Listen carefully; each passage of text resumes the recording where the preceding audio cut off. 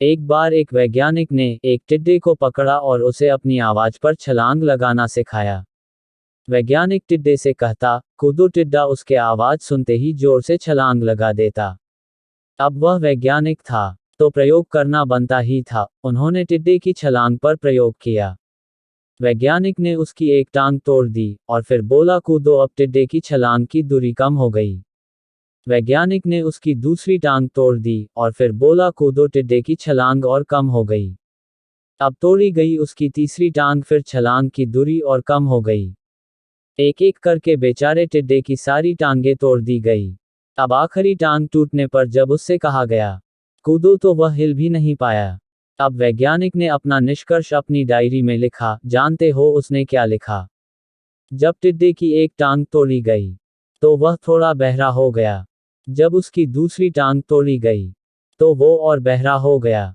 हर टांग टूटने के साथ वो और बहरा होता गया। और सारी टांग टूटने के बाद वह बिल्कुल बहरा हो गया। अब जोर जोर से चिल्लाने का भी उस पर कोई असर नहीं हुआ। वो तो अपनी जगह से हिला तक नहीं, छलांग लगाना तो दूर की बात थी। इस कहानी को सुनकर सभी को ऐसा ही लग रहा है ना कि क्या मूर्ख वैज्ञानिक था। इतनी सीधी सी बात उसे समझ में नहीं आई।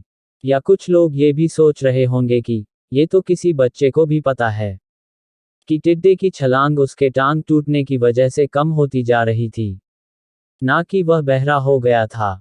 दोस्तों, हम सभी जीवन में कई बार ऐसे ही मूर्ख बन जाते हैं।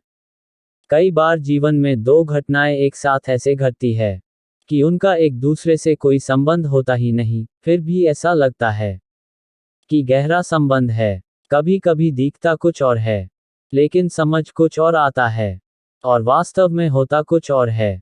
इसीलिए अगर पछताना नहीं है, तो जीवन में जल्दबाजी में कोई निर्णय ना ले। हमेशा समझबूझ का इस्तेमाल करे, सावधानी बरते, नतीजे सोच विचार कर ही निकाले।